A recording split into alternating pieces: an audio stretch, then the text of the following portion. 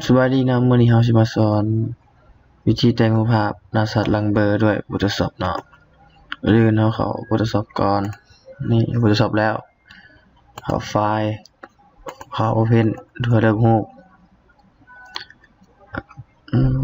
เอารูปใดก็ได้เนาะที่เราต้องการเซตรูปตัวนี้แล้วเรามาเข้าตัวแปลงนี่เนาะแปลงนี้เราเลือกตัวที่1เนาะแปลงตัวที่1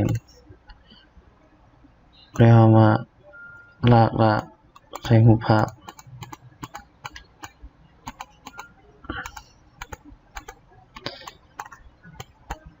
ลากให้มันเนียนเนาะ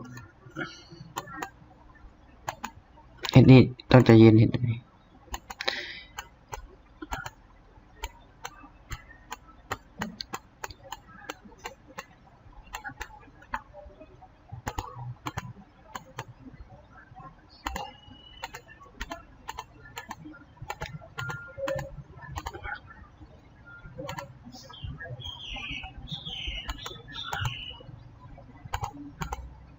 ตัวจะเย็นเนาะ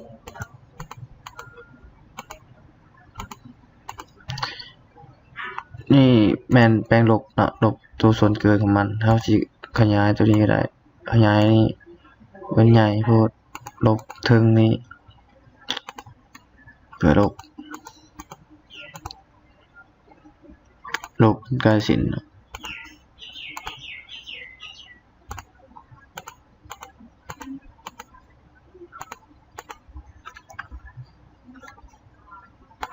ให้มันเหลือมันเกินลบ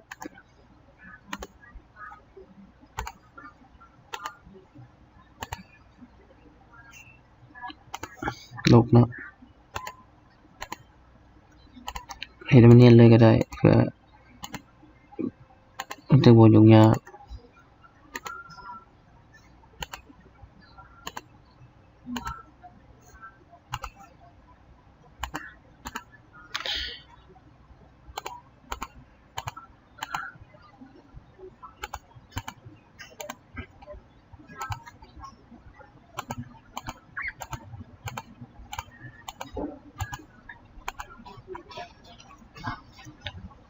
ถ้าแล้วนะเฮามาเข้าตัวนี้เนาะเบิ่งว่า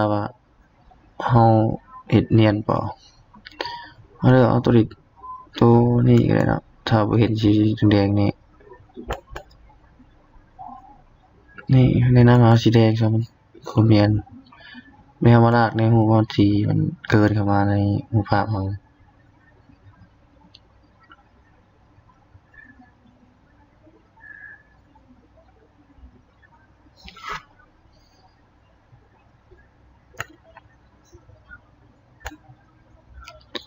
ลากไปเลยเนาะ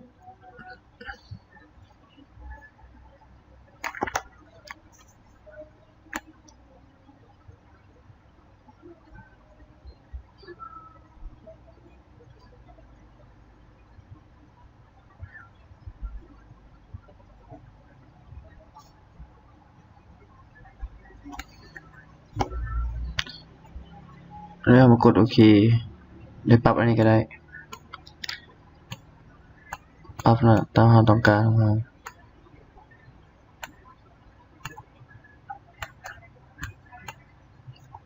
กดโอเคเนาะเดี๋ยวเราจะได้ภาพแบบนี้แล้วเขามาเขาไฟเตอร์แล้วมาเขาเบอร์แล้วมาเขาตัวนี้แล้วเขานะเอากลับคืนกันแล้วเอากดตัวนี้ก่อนเนาะกดตัว10และไอกดพร้อมกันเลยเพื่อมันจะได้ภาพแบบนี้แล้วมาเขาไฟเตอร์ใหม่เขาเบอร์แล้วมาเขาตัวนี้แล้วมาลากลงเพื่อให้มันเบอร์เนาะมันจะเบอร์หลังแล้วนี่ครับปรับเอาได้ให้มันเบอร์สำได้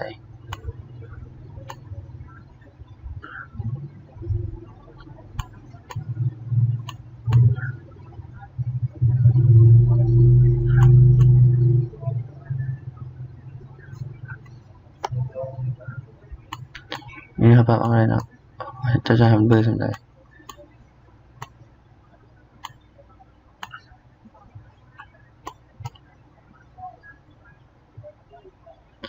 โอเคเนาะเบอร์แล้วมาเซฟเลยเซฟแอดก็ได้เซฟเลยเนาะไปเซฟก่อน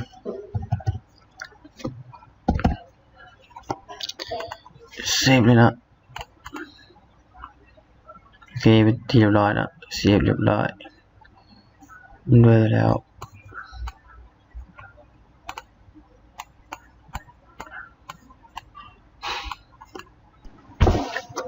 เขาเซฟแล้วเขามาเบิ่งในบองเขาเซฟเนาะนี่นะมันรูปตัวเขายังบ่แต่งเนาะรูปตัวเขาบ่แต่งนะมันจะเป็นแบบนี้แล้วรูปเขาแต่งแล้วตัวหลังเบอร์มันจะเป็นแบบนี้เนาะขอบใจเนาะที่รับชมรับฟังเนาะ